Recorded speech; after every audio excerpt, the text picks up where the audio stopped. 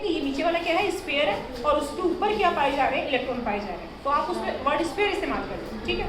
तो जो plum pudding model है, प्लम पुडिंग मॉडल में भी नीचे वाला पोर्शन जैसे बिस्किट, जो प्लम होती है, जैसे बिस्किट नहीं आते आपके, जो आटे वाले बिस्किट आते हैं, तो नीचे वाला पोर्शन क्या आएगा आपका, स्फीयर आएगा, और उसके ऊपर जो वो लगे रहते हैं ना वाइट वाइट से चेरी टाइप में, वो क्या होंगे, उसके इलेक्ट्रॉन्स होंगे।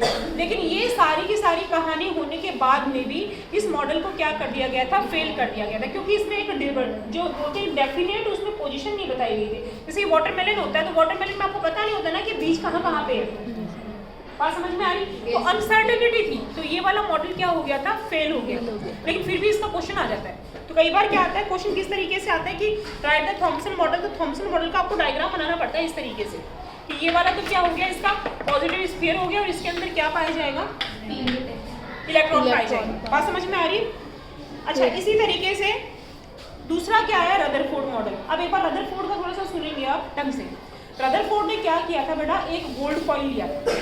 गोल्ड फॉइल जो होता है, गोल्ड फॉइल का मतलब क्या होता है, सोने की पतली मतलब कि पन्नी टाइप में, बहुत ही जिसे बोलते हैं पतली पन्नी। उसके ऊपर उसने क्या किया, अल्फा पार्टिकल्स की बम्बार्डमेंट की। अल्फा पार्टिकल क्या होते हैं, हीलियम के न्यूक्लियस होते हैं। उनका फॉर्मूला क्या होता है, 2He4। हीलियम का फॉर्मूला क्या होगा, देखो 2He4 कैसे होगा, 2 इसका एटॉमिक नंबर हो गया, और मास इसका कितना हो गया, 4। बात समझ में आ गई। तो उसने क्या किया, अल्फा पार्टिकल की बम्बार्डमेंट किसके ऊपर की थी, एल्यूमिनियम फॉइल के ऊपर, सॉरी गोल्ड फॉइल के ऊपर।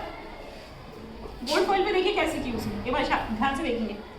ये इसने क्या लिया, गोल्ड फॉइल लिया।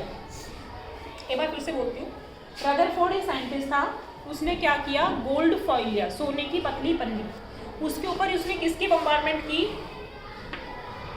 अल्फा पार्टिकल्स की। किसकी बम्बार्डमेंट की बेटा, अल्फा पार्टिकल्स। अल्फा पार्टिकल्स का मतलब क्या होता है, हीलियम के पार्टिकल्स। अल्फा पार्टिकल का मतलब क्या होता है, हीलियम पार्टिकल्स। इसका फॉर्मूला क्या होता है, 2He4। यहाँ तक बात क्लियर हो गई, यहाँ तक बात क्लियर हो गई। अब उसने देखा कि जैसे ही मैं बम्बार्डमेंट कर रहा हूँ, तो कुछ पार्टिकल्स तो क्या हैं, इसके आर पार निकल गए। समझ में आ गई, कुछ ऊपर की तरफ चले गए, कुछ नीचे की तरफ चले गए, तो कुछ तो क्या हुआ, आर पार निकल गए, कुछ क्या हुआ, बाउंस बैक हुए।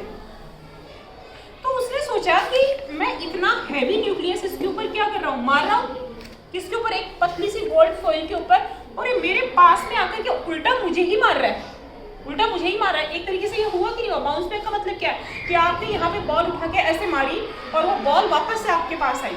तो एक बार आप समझने की कोशिश कीजिएगा, यदि दीवार स्ट्रॉन्ग है, यदि आप किसी पेपर पे बॉल मारेंगे तो वो आपके पास थोड़ी ना आएगी, इसका मतलब वो पेपर स्ट्रॉन्ग होना